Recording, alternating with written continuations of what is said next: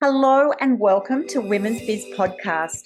I'm Annie Gibbins, founder and CEO of Women's Biz Global, and I invite you to get comfortable and listen in on candid conversations I have with fascinating women from around the globe. Business leaders, entrepreneurs, humanitarians, athletes, and a whole lot of regular people. Tune in as they let their guard down and open up on aspects of their business and life journey, how they measure success, and what they have learned along the way. These conversations aim to inspire you to embrace opportunities and possibilities beyond the limits of your imagination. Reclaim your power, strength, and vulnerability. Stand in your truth and propel yourself towards the life you dream to live. Hello to our beautiful listeners. Welcome to you to Women's Biz Podcast. Joining us today, we have Christine Michaelis. She is a seasoned marketing and creative startup coach. So all of you startups, this is going to be a great, engaging conversation for you today. She's had a journey from a thriving career in marketing and advertising spanning over 12 years. Then she was the founder of Creative Startup Academy. So she's not just an author of multiple books. No. She's also a sought after public speaker or a podcaster, a workshop facilitator. She does heaps and heaps of cool stuff.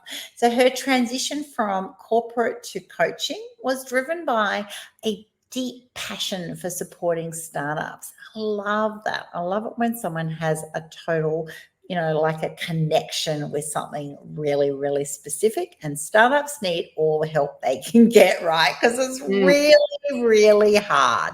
So she's got a really hands-on approach. She's guided countless individuals to validate their business ideas and foster successful startups, because that's what we want, to go from idea to launch and then sustainability to when you want to exit from that. So we are going to have a great conversation today. Welcome to the program, Christine. Hello, thank you so much for the warm welcome. Hello, everyone. Coming all the way from Italy, and I'm in Australia. I love it when we have conversations across the world. So let's dive into this podcast and start talking about that wisdom of letting go. It's so hard when you're starting something to imagine one day I'm going to actually need to let it go. So we reflect back on these different stages of business transition. They can be really interesting. They're very distinctive once you've done them. And when you're in them, it's like, So when you look back about your experiences, what sort of lessons have you learned that you might be able to help aspiring entrepreneurs navigate these kind of decisions that they're going to need to make? Well, it can be very, very difficult to know when to let go. That's the first thing, when, and even if you know you have to let go of a business, to actually let go.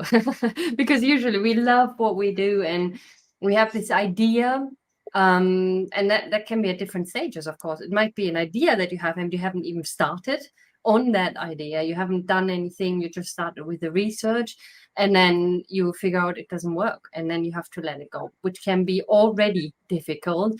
I had that as well. I was working on an idea with a friend, actually, because we thought we need this in our lives and we think it's super valuable for other people as well. And we did 3 months worth of research, which actually showed us it won't work.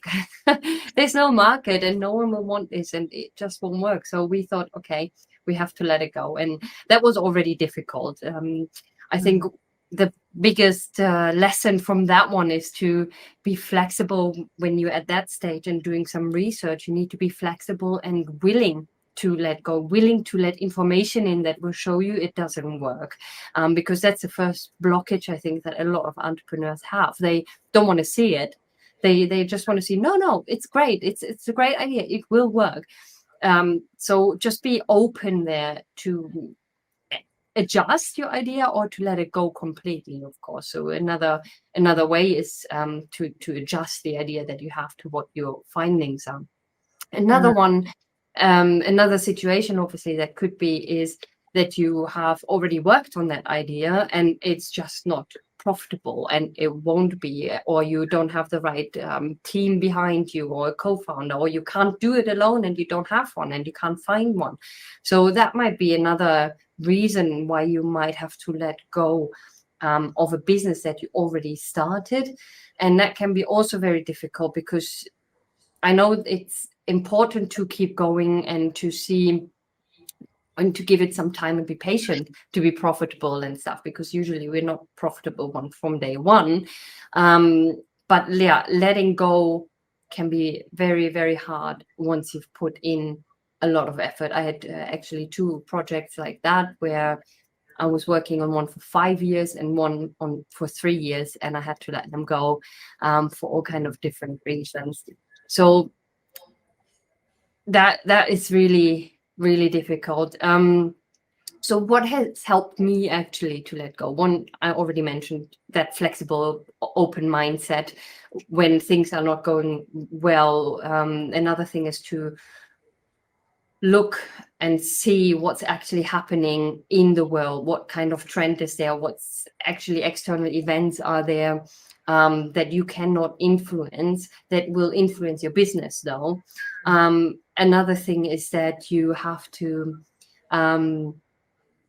be prepared. What is it that you have to change to adjust the business if you don't want to let it go, or you don't have to let it go? And sometimes that can be difficult because you have maybe certain processes or things in place that you've done, and then also have everything ready to let go. So we're talking here about things because things are not working out. There's obviously the other part. Things have worked out and you want to let it go and to exit your business. But we talk about it in a second. But if we talk about letting go of an idea or a business that you already worked on for a long time, what helped me was, first of all, have everything in writing. So I had everything in writing with my business partners and things like that. Even if it's a friend, even more so, you should have everything in writing, because maybe it's you that wants to go, but the business partner doesn't.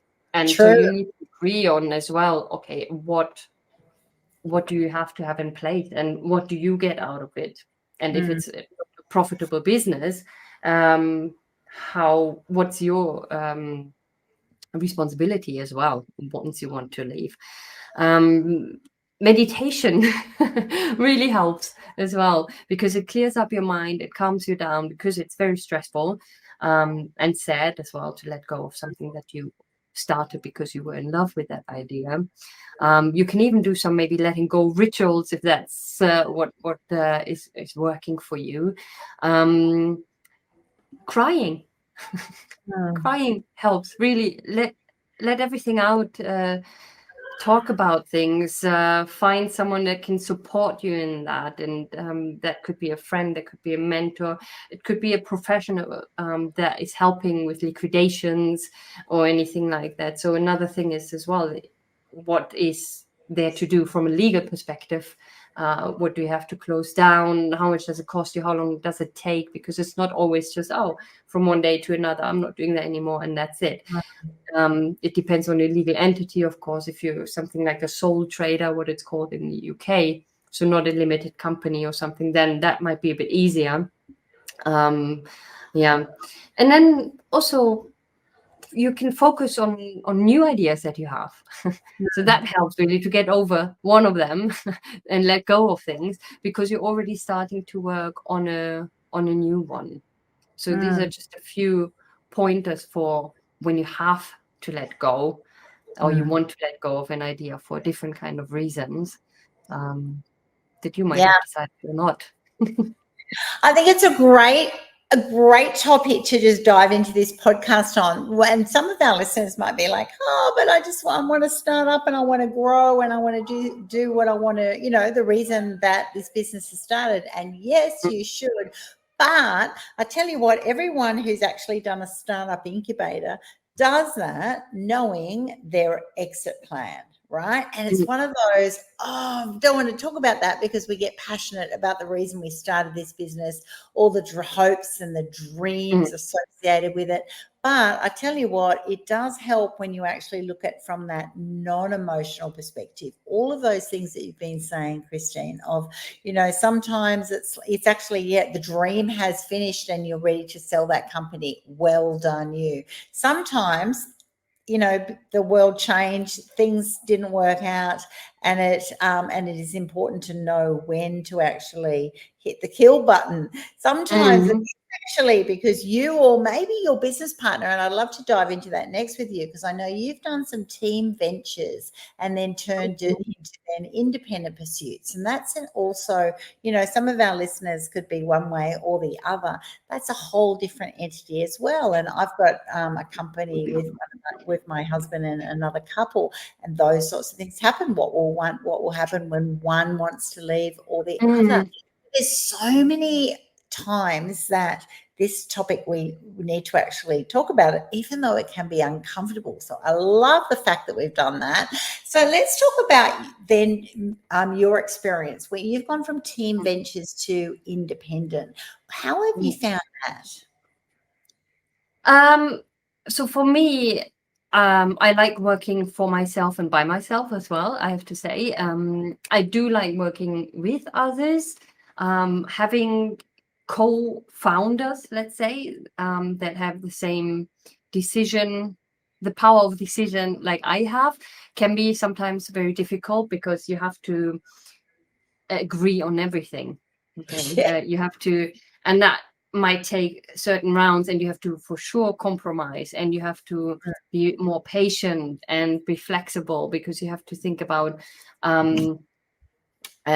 the other person's strengths and weaknesses. You have to think about, okay, what am I good at? What's the other person good at? What is the clear role division here? And have we defined that well enough or not?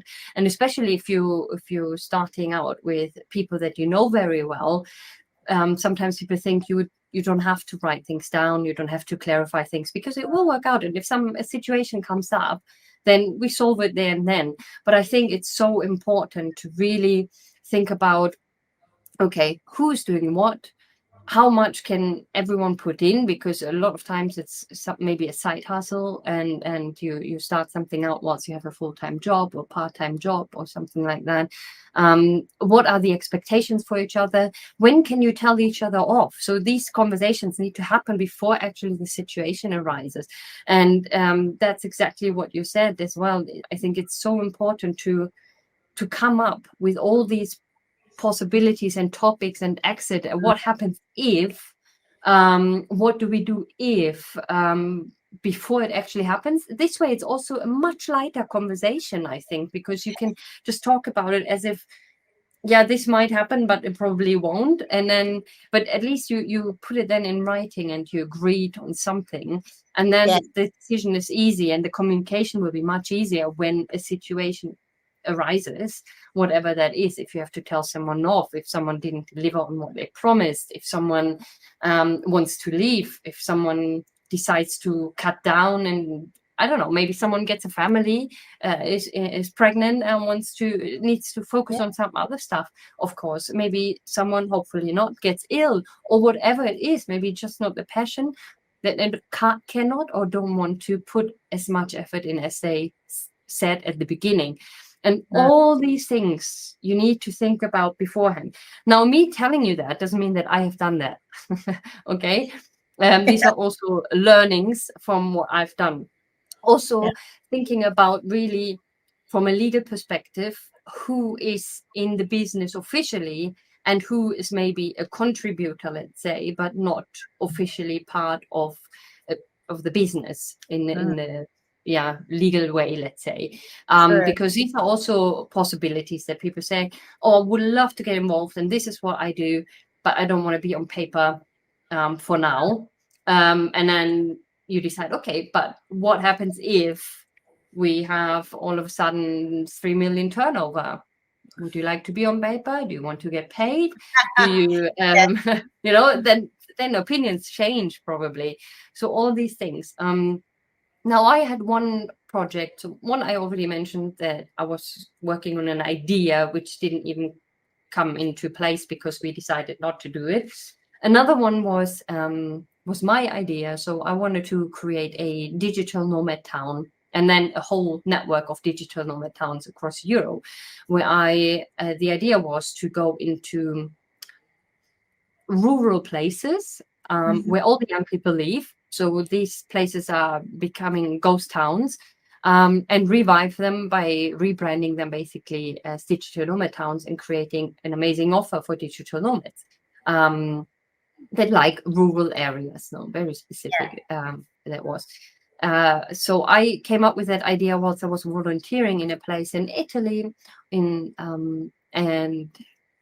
I was talking to the person where I stayed for the volunteering job because it was the perfect place there as well. And he said, "Oh yeah, that's a great idea." So we started working on things. We worked out some stuff. I wrote a business plan that was about 150 pages because we were looking also for some investment and things like that. So we started working on the idea. We got architects in. We got everyone in to really understand all the costs involved, because there were so many houses as well that were empty, that we wanted to reconstruct and then rent out basically, or sell to digital nomads. Even got some funding, all of that. So that was me, though, legally on paper.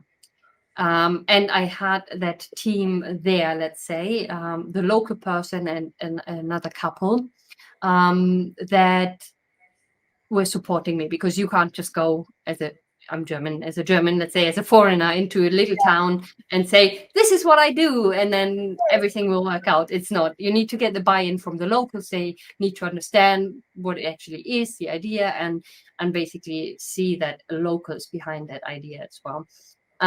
Even the mayor, everyone was in. And then when it started to get a bit more serious as well, and I said, okay, we need to get this and a trademark and this and that, then already the team was, let's say, pulling back a bit and saying, yeah, but no, I don't want to be involved like on that kind of level.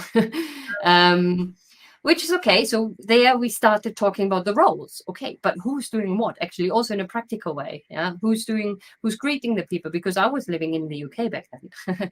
Okay, so once we get going, I said, okay, I'm going to move here, of course, but we need to understand who's actually doing what, because I cannot be the one who's cleaning the houses, who's doing the check-ins, who's organizing all the events that we're doing and stuff like that. So we started to think about the role. So that worked out. But I could already feel, well, obviously there's more commitment from my side than from their side. And then it was actually as well that, and there's no hard feelings there or anything. I still love the team and the place, but it didn't work out because the team dissolved in the end. So the couple got a baby, which is wonderful for them, and decided to leave.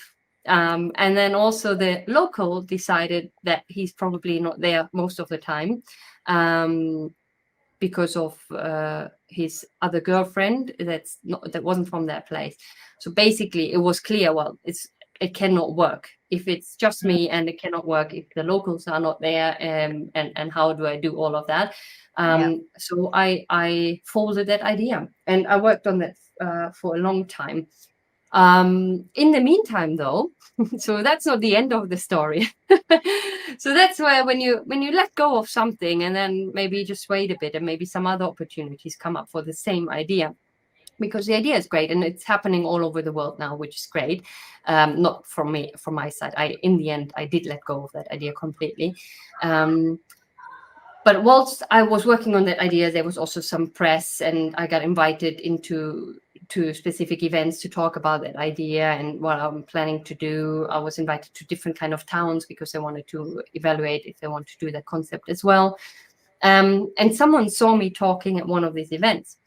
And then when I actually let go of that idea, about a few months later, when I already thought, okay, this is not going to happen, this person that saw me contacted me saying, hey, do you still want to do that? And I said, yeah, it didn't work out there where I wanted it to do. And she says, oh, why don't you do it here? Because I was thinking this is a great way of doing it where I live. So the whole process started again, and this time I had the right business partner, let's say, because also she very driven and new and all about numbers and things like that. We talked to the mayor, and everything basically was signed. Even like an official project was put in, and then unfortunately, the little town did not deliver on anything that was agreed. Nothing. Wow. 000. And right at the beginning, before we actually started with everything, well, we already started with lots of communications and things like that, because we need to build up what's happening. And so I decided I'm not going to do it, because if that's already at the beginning, then I cannot count on that town to do whatever we agreed on, and I cannot force something that where the town is not behind it. So I let it go, and I let it go completely. That idea, and I cried a lot the first time and also the second time, because by that time I already worked on it for 5 years actually. Oh, pain. So in hindsight, the last thing, the reason, because I believe everything happens for a reason, and that's fine, because I found my future husband through that project. So there's always a good side. I wouldn't have met him if I wouldn't have done this project for 5 years. So yeah, that's the story of that. Letting go in between. Universe shows you another opportunities, you try again, and then you think like, no, okay, it's not going to happen. And I lost my passion for it, and that was okay as well. Yeah, understandably. Oh my goodness, what a roller coaster ride. And I tell you what, so many of our listeners must be like, yep, that's been my experience. Sometimes you just have a startup and it just goes, thrives, and you exit. Other times, you'll have multiple experiences like that. What I would love to tap in on what you've mentioned there of, having partners, having co-founders compared to individuals. It sounds there's so many variables as well, though, because of what you're sharing. Sometimes it's just like the town let you down, or it's not actually your partner. It's just, there's other variables in the situation Yes. that you've got to just be really alert. And I think when you're less personal about it, you can actually exit quicker, because when you're so sold onto the idea, sometimes you can miss those warning signs, those red flags that Yeah. says, well, basically the bottom line is telling me this is an epic fail. But sometimes it's just like, no, another month, another month, another month. And that's what becomes really damaging. Yeah, that is so true. And this is why I mentioned at the beginning. So we're all in our bubble, and we're so in love with what we're doing. And Yes. maybe we think it's going to work. And the market research showed us, okay, it's going to work. Maybe there's even competitors that already do it. So there is a market there. But maybe in the way we do it, or where we do it, or with whom we started that business idea is not working. And that's also difficult conversations to have, isn't it? To let go of the other person. So let's say you want to continue in the business, and you want to get rid, if we talk about it like that blunt, Yes, of of that course, other it person. is. Yeah. Yeah. And I know someone else who was in that situation actually, and in the end that person has left the company instead of the person they didn't want in the company anymore, because it was impossible.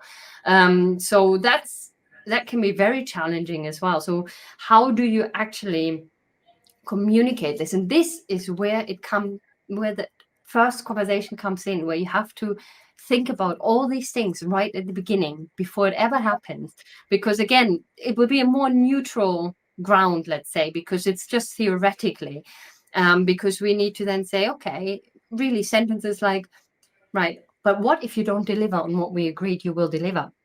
Yes. What can we do? What steps will you take to make up for it? Or what steps will we then take to evaluate if you're the right business partner or not? And you can ask that, and it's difficult even at the beginning, because that really already shows, well, you don't trust me, you think I don't know what I'm doing, or Exactly. these can be these kind of reactions, and that's fine, I think, but you have to get through that. And I think once it's all cleared out, that can really help. that can really help. So these difficult conversations that people try to avoid, have them and put that in writing. Never Yes. ever just agree on something and then and Yes. especially if it's more personal, like you said, if it's with a friend or you know very well. Oh, most definitely. And if you think it's emotionally stressful, taxing to be able to have these conversations at the beginning, I tell you what, it's very emotional when they do happen and you haven't had those conversations. Yes. It's even like the time you spent, if if your partner's in a business, how much time, you don't want one spending 20 hours and you spending 80 hours, it might be, what sort of revenue are you definitely bringing in? Or do you actually appreciate one will be the face of the business, bring that revenue in, and the other one will be managing it? It's so important, isn't it, that we actually know who's doing what, and there are advantages. So, don't be thinking, some of our listeners might go, oh, is it really worth having a partner? Yes, it can be, because that partner can be a complete complement to you and add incredible value in areas that you're not interested in, not gifted in. So it can be absolutely fantastic. What we're talking about, though, is actually having those hard conversations, those legal-like conversations, going, right, well, what's going to happen when X, Y, Z happen, and really talk it through. And when you're at the beginning, you can't imagine it, because you've got your rose-colored glasses on, and we don't want to burst the bubble, and it might not happen. But when things get rocky, and every business will have challenges. It's so important that we go, oh, this is this scenario, right? We're going to actually have to revisit that conversation. That is such an easier place to be in. Now, you must have so many strategies, so many mindset shifts that have helped you navigate these kind of challenges. Can you share any of those with the listeners? Yeah, so I think acceptance is a big thing. Yeah, accepting that it might not work. Again, from the beginning. I mean, you shouldn't set up for failure, of course. However, just okay, I accept and see what's happening. I mean, also what's happened in the world a few years back now, where all the world went crazy and everything upside down and everything changed for pretty much every business, for better or worse. But this acceptance, okay, I need to be flexible and I need to adjust things along my journey. That's one thing. So with external factors, let's say, then we have some internal factors with co-founders or team members or something that might change as well, because maybe they want to leave, maybe you want them to leave, all the things that we mentioned before.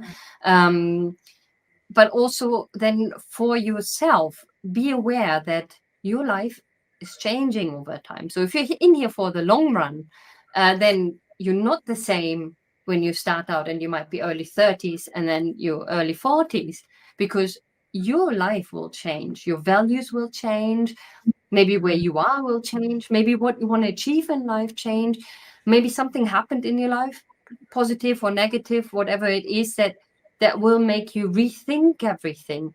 Maybe you have new passions. And I mean, my Creative Startup Academy morphed so many times over 12 years into that what it is right now, and it will probably change again, who knows. But just accepting that fact can be very difficult, and knowing that you have to set up the processes also right from the beginning like that. Okay, because you have to, if you set something up with specific software, tools, processes and everything, communication, branding and so on, if you want to change something, that can be very difficult. But it doesn't have to be, if you thought about it from the beginning and think, okay, I'm going to be a bit more flexible here. I'm going to be able to adjust to what's happening in the market, to what's happening to me, to what's happening to other people. And also what exactly it is that you offer, because you have to listen to feedback from customers. You have to listen to what they say is working well and what's not working well. So also there you have to be open to receive this, let's say, negative feedback again, and learn from it. And okay, yeah, that's valid feedback, so I'm going to change something about it. That is really, really important. You have to be very patient as well, with something trial and error. There's a lot of that in when you have your own business, to see what works, what doesn't work, to adjust. But acceptance and flexibility are so important, and that's with processes, but also in the mind, especially in the mind, with things that are happening. Yeah. Fantastic. Thank you so much. Now, you have had multiple business experiences. Have you been able to effectively leverage your networks? You know, you've built so many relationships from these experiences. And so, have you managed to be able to, you know, really take the benefits, take those connections, the relationships, the communications into your current endeavors? And has that been a tricky thing for you to do? Yes, I do that every day, basically. And I think the network is the most important thing that you can have. You should start building a supportive network around you once you have the idea, not only once you launched or anything, because in the end, we all go through similar challenges. We all have some knowledge to share. We can all support each other. So in the supportive network can be friends, family, of course, if we talk about that circle. There, of course, you need to keep in mind, if you don't have any, let's say, entrepreneurial person in your family, they probably will not understand the challenges that you come across. And that's Yes. okay. They're there for other things. Okay. They can bring you back down when you have to, and when you're too stressed, maybe they will be able to take you out of your business life and do something with you that has nothing to do with business, and so on. So there's a part for that as well, even if they're not entrepreneurial, let's say. And then you have, of course, people who do similar things like you do. And then you have the so-called competitors. A lot of people, they don't even think about having them in their network, and I think they should, because there's so many collaboration opportunities, learnings that you can learn from each other. Maybe you have clients that you can't take on because you don't have the time or you don't want to, so you want to refer them to someone else. And then there's a network, of course, of other entrepreneurs that have nothing to do with what you're doing, but are in a different field. And then you have potential clients and so on. So these are all kind of, let's say, networks that you need to start building from the beginning. And I think I've always done that. So I've met so many people, like you just mentioned, through all my different kind of businesses, traveling, working, networking, moving around countries and things like that. That, yes, I was always able to make use of them, be it for support, mental support, okay, be it for having a shoulder to cry on, being a sparring partner to exchange ideas, maybe even I have done a lot of swapping of services and skills, let's say skill swapping, where I support someone with getting more organized and productive, or with their marketing strategy or whatever, and they help me with another side that they're doing in their business, and that's basically for free, but we support each other and we learn from each other. Second of all, for all the things that I'm doing, let's say with my Creative Startup Academy, there's lots of things where I need external input and where I need external people. So like for my podcast, like you as well, I need guests. So I've done 3 years worth of podcasting without ever thinking about, oh my God, who do I interview next? Who do I have next? Because they were all people from my network. I've sent out, I think I had about 30 episodes ready before I even launched the podcast, with all the people from my network that I knew. I've recently launched a magazine. Also there, contributors to the magazine, no problem. I just sent an email out to my network and I have 50 people that want to contribute. So also with that, it's really useful. And of course, then referrals for actual clients or something like that, that comes also out of the network. But this is how I basically leverage my network, let's say. So for support, for skill swapping, for contributions and referrals in both ways, of course. Yeah, I love that. And I hope you're picking up some tips, our listeners. Write those points down. So valuable. I love it, actually, on our journey, how not only do we keep those beautiful connections and continue to grow those relationships. So we get a breadth of understanding around diverse cultures, different business methodologies. You learn so much. So it's not exactly that like other people would think of, oh, just keep people in your network so you can utilize them when you're doing something. No. You really do just broaden yourself as a business professional by having these people, different ways of thinking, different ways of doing things. We learn off them as well.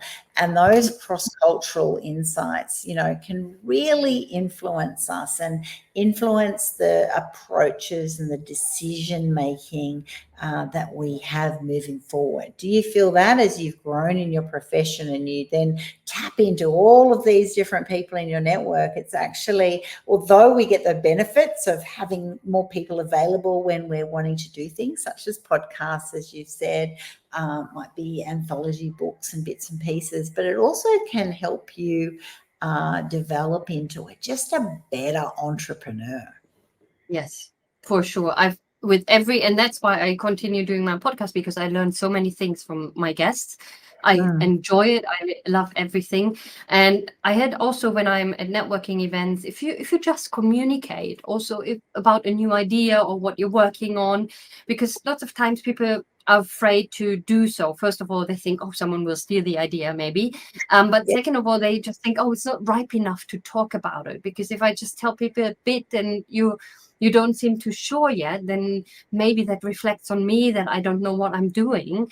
In the end, if you just communicate, even in a rough state or idea what you want to do, you get so much feedback and ideas already. I mean, I had so many things. I'm currently working more on a signature talk as well for my public speaking, and I was in this networking event and saying, oh yeah, I'm currently working on my signature talk. I've spoken a lot in the past, so on podcasts, on events, and everywhere really, in person, online, and so on, which is great. But now it doesn't mean that I have to know it all, and it doesn't mean that I cannot improve things. So I wanted to really dive deeper into that, and I mentioned that, and someone said, oh, but and there wasn't a clear connection for me with the topic I wanted to talk about and why I wanted to talk about it, and something that I've done. And that person said, oh, but have you thought about this and that with all your experience in that? And I was like, oh my God, that's it. That's the topic for the signature talk. And now I'm starting working on that. And that's only because I was able and happy to talk about something that's not ready yet, and to get some feedback. Yeah, such great advice. You don't have to have everything perfect until you share. Chat in the emotions. You just grab extra information, extra input, different perspectives.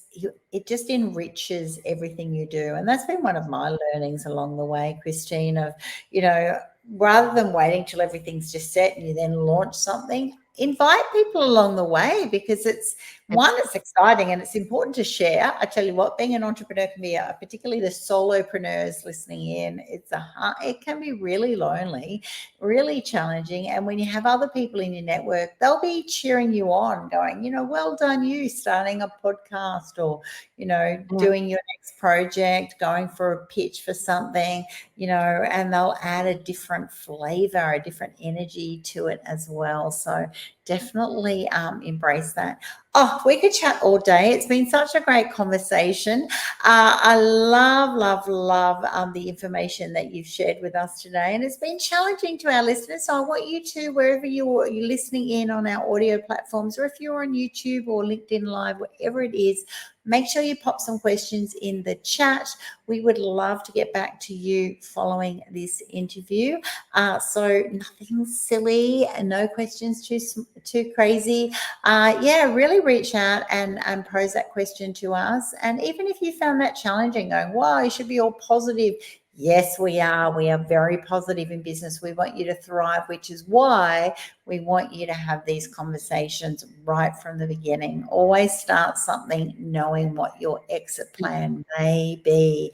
And that can be really challenging. So it's been really wonderful having this opportunity to talk about that with you today. Definitely connect with both of us if you would like to ask us more information. So thank you so much for being on the program today, Christine. I have really enjoyed our conversation.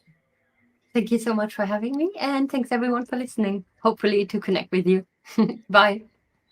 Bye, everyone. Thanks so much for tuning in to this episode of Women's Biz Podcast. I'm Annie Gibbins, founder and CEO of Women's Biz Global. And if you would like to fast track your future success, pop on over to womensbizglobal.com, where you can find out how our coaching, media and publishing opportunities are helping women just like you to become and be seen as the trusted authorities in their niche. Inquire today and start reining in the abundance you desire.